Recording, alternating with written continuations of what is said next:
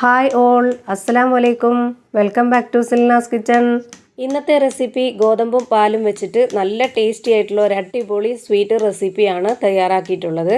അപ്പോൾ ഇന്നത്തെ ഈ ഒരു റെസിപ്പി വെറൈറ്റി ആയിട്ട് തയ്യാറാക്കിയതാണ്. നല്ല ടേസ്റ്റാണ് ഇത് കഴിക്കാനായിട്ട്. അപ്പോൾ ഈ വീഡിയോ സ്കിപ്പ് ചെയ്യാതെ മുഴുവനായിട്ടും കണ്ടിരുന്നാലേ ഇത് തയ്യാറാക്കുന്ന രീതി നിങ്ങൾക്ക് മനസ്സിലാവുള്ളൂ. റെസിപ്പിയിലോട്ട് കിടക്കുന്നതിന് മുമ്പായിട്ട് എൻ്റെ ചാനൽ ആദ്യമായിട്ട് കാണുന്നവരാണെങ്കിൽ പ്ലീസ് ഒന്ന് സബ്സ്ക്രൈബ് ചെയ്തേക്കണേ. ഇനി നമുക്ക് റെസിപ്പിയിലോട്ട് കിടക്കാം. ഈ ഒരു റെസിപ്പി തയ്യാറാക്കാനായിട്ട് ഞാനിവിടെ സ്റ്റൗവിലേക്ക് ഒരു കടായി വെച്ച് കൊടുത്തിട്ടുണ്ട്. ഇതിലേക്ക് 250 ml കപ്പിൻ്റെ അളവിൽ 3 കപ്പ് പാൽ ഒഴിച്ചു കൊടുക്കാം. പശുവിൻ പാലാണ് ഒഴിച്ചു കൊടുത്തിട്ടുള്ളത്. വെള്ളമൊന്നും ചേർക്കാതെ വേണം എടുക്കാനായിട്ട്. ഇതുവരെയും ഞാൻ ഫ്ലെയിം ഓണാക്കി കൊടുത്തിട്ടില്ല. ഇപ്പോൾ തന്നെ ഓണാക്കി കൊടുക്കണ്ട. ഇനി ഞാനിതിലേക്ക് 1/2 കപ്പ് അളവിൽ പാൽപ്പൊടിയാണ് ഇട്ട് കൊടുക്കുന്നത്. ഞാനെടുത്ത പാലിൻ്റെ കണക്ക് വെച്ചിട്ടാണ് ഇനി അങ്ങോട്ടുള്ള എല്ലാ ഇൻഗ്രീഡിയൻസും ചേർത്ത് കൊടുക്കുന്നത്. നിങ്ങൾ അതിൻ്റെ പകുതി പാലാണ് എടുക്കുന്നതെങ്കിൽ ബാക്കിയുള്ളതെല്ലാം പകുതി എടുത്താൽ മതി. പിന്നെ ഒരു കാര്യമുണ്ട്, ഇതിലേക്ക് ഒട്ടും തന്നെ വെള്ളം ചേർത്ത് കൊടുക്കരുത്. വെള്ളം ചേർത്ത് കൊടുത്താൽ പരുവവും തെറ്റും, കറക്റ്റ് ടേസ്റ്റും കിട്ടില്ല. അടുത്തതായി ഇനി ഇതിലേക്ക് ഇതുപോലൊരു സ്പൂൺ അളവിൽ 3 സ്പൂൺ ഗോതമ്പ് പൊടിയാണ് ഇട്ട് കൊടുക്കുന്നത്. ഇനി ഇത് നല്ല മധുരത്തിൻ്റെ ഒരു റെസിപ്പി ആയതുകൊണ്ട് തന്നെ ഇതിലേക്ക് മധുരത്തിനെ ബാലൻസ് ചെയ്യാനായിട്ട് ഒരു നുള്ള് ഉപ്പും കൂടെ ഇട്ട് കൊടുക്കുന്നുണ്ട്. ഇനി ഇതിലേക്ക് ഒരു 1/2 കപ്പ് അളവിൽ പഞ്ചസാരയും കൂടെ ഇട്ട് കൊടുക്കാം. അടുത്തതായി ഇതിലേക്ക് ഒരു നല്ല മണത്തിന് വേണ്ടിയിട്ട് ഏലക്കായോ അതല്ലാന്നുണ്ടെങ്കിൽ ഇതുപോലൊരു സ്പൂണിൽ വാനില എസൻസോ ഒഴിച്ചു കൊടുക്കാം. കഴിവതും ഇതിലേക്ക് വാനില എസൻസ് തന്നെ ഒഴിച്ചു കൊടുക്കാൻ നോക്കുക, എന്നാലേ ആ ഒരു കറക്റ്റ് ടേസ്റ്റ് കിട്ടുള്ളൂ.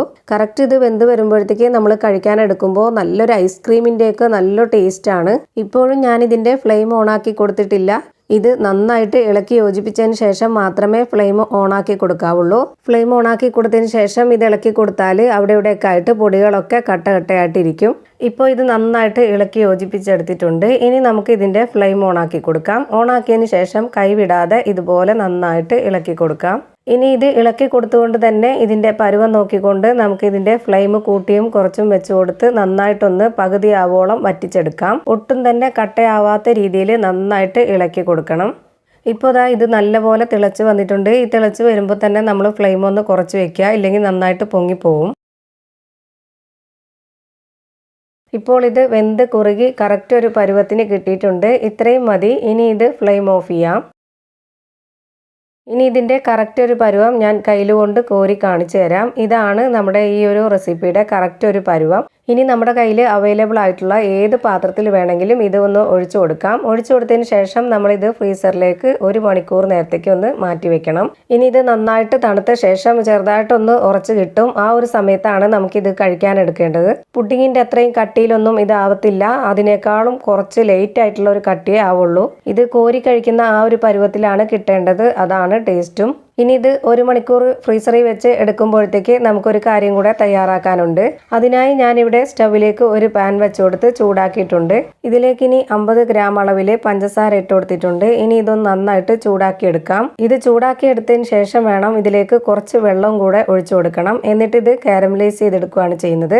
ഇതുപോലെ ആദ്യം തന്നെ പഞ്ചസാര നന്നായിട്ടൊന്ന് ചൂടാക്കി എടുത്തതിന് ശേഷം അതിലേക്ക് കുറച്ച് വെള്ളം ഒഴിച്ചു കൊടുത്ത് നമ്മൾ അലിയിപ്പിച്ചെടുക്കുമ്പോഴാണ് അതിന് മുകളിലേക്ക് നമ്മൾ ഒഴിച്ചു കൊടുക്കുമ്പോൾ പൊട്ടിച്ചെടുത്ത് കഴിക്കാനായിട്ട് പറ്റുന്നത്. ആദ്യമേ തന്നെ വെള്ളവും പഞ്ചസാരയായിട്ട് ഒരുമിച്ച് ഒഴിച്ചതിന് ശേഷം റെഡിയാക്കി എടുക്കുമ്പോഴും അല്ലാന്നുണ്ടെങ്കിൽ പഞ്ചസാര മാത്രമായിട്ട് അലിയിപ്പിച്ചെടുത്ത് അതിന് മുകളിലേക്കായി ഒഴിച്ചു കൊടുത്താലും അത് പൊട്ടിച്ച് കഴിക്കാനായിട്ട് ബുദ്ധിമുട്ടാണ്. ഇങ്ങനെ ആകുമ്പോൾ ലൈറ്റ് ആയിട്ട് അതിന് മുകളിലേക്ക് ഒഴിച്ചു കൊടുക്കുകയും ചെയ്യാം. നമുക്ക് പെട്ടെന്ന് തന്നെ പൊട്ടിച്ചെടുത്ത് കഴിക്കാനും പറ്റും. ഇതുപോലെ കളർ മാറി തുടങ്ങുമ്പോൾ തന്നെ നമ്മൾ ഫ്ലെയിം ഓഫ് ചെയ്യാം. ഈ പാനിൽ തന്നെ ഇരിക്കുമ്പോൾ കളർ മാറിക്കൊണ്ടിരിക്കും. അപ്പോൾ അതുകൊണ്ട് നമ്മൾ ഫ്രീസറിൽ നിന്ന് പെട്ടെന്ന് അത് എടുത്തതിന് ശേഷം നമ്മൾ അതിന് മുകളിലേക്കായിട്ട് ഇത് ഒഴിച്ചു കൊടുക്കാം. പാനിൽ തന്നെ ഇരുന്നുകൊണ്ട് പെട്ടെന്ന് തന്നെ ഒഴിച്ചു കൊടുക്കുമ്പോൾ നമുക്ക് കറക്റ്റ് ഒരു പരുവത്തിലായിട്ട് കിട്ടും. ഇല്ലാന്നുണ്ടെങ്കിൽ അതൊരു കയ്പ്പ് രസത്തിലോട്ട് പോകും. ഇനി ഇത് ചൂടോടെ തന്നെ എടുത്ത് കഴിക്കരുത്. നമ്മൾ വീണ്ടും ഫ്രീസറിലേക്ക് വെച്ച് കൊടുക്കണം. ഒരു 5 മിനിറ്റ് നേരം വെച്ചതിന് ശേഷം നമുക്ക് എടുത്തിട്ട് നമ്മുടെ ഇഷ്ടത്തിനനുസരിച്ച് പൊട്ടിച്ചെടുത്ത് കഴിക്കാം. സ്പൂൺ കൊണ്ട് ഇതുപോലെ തട്ടിച്ചു കൊടുക്കുമ്പോൾ ചില്ലിലൊക്കെ തട്ടി പൊട്ടുന്ന അതേപോലെ തന്നെയാണ്. ഇതിൻ്റെ അകം മുഴുവനും നല്ല ക്രീമി ആയിട്ട് കഴിക്കുമ്പോൾ നല്ല ഐസ്ക്രീമിൻ്റെ ടേസ്റ്റുമായിട്ട് നല്ല അടിപൊളി ടേസ്റ്റി ആയിട്ടുള്ള ഒരു റെസിപ്പിയാണിത്. ഇത് നമുക്ക് സ്പൂൺ കൊണ്ട് കോരി കഴിക്കുകയും ചെയ്യാം. അല്ലാതെ തന്നെ നമുക്കൊരു ഗ്ലാസ്സിലേക്ക് മാറ്റി കഴിഞ്ഞാൽ ഒരു സ്ട്രോ ഇട്ടിട്ട് വലിച്ച് കുടിക്കുകയും ചെയ്യാം. അപ്പോൾ തീർച്ചയായിട്ടും നിങ്ങൾ ഇതൊന്ന് ട്രൈ ചെയ്ത് നോക്കാൻ മറക്കരുത്. ഇത്രയേ ഉള്ളൂ എൻ്റെ ഇന്നത്തെ റെസിപ്പി ഇഷ്ടമായാൽ ലൈക്ക് ചെയ്യാനും കമൻറ്റ് ചെയ്യാനും ഷെയർ ചെയ്യാനും മറക്കരുത്. ഇതുപോലുള്ള വെറൈറ്റി റെസിപ്പികൾക്ക് വേണ്ടി നമ്മുടെ ചാനൽ ഒന്ന് സബ്സ്ക്രൈബ് ചെയ്യാനും ബെല്ലൈക്കൺ അമർത്താനും അതിൽ ഓൾ എന്ന ഓപ്ഷൻ കൊടുക്കാനും മറക്കരുത്. പുതിയൊരു വീഡിയോയുമായി വീണ്ടും വരും. Thank you for watching.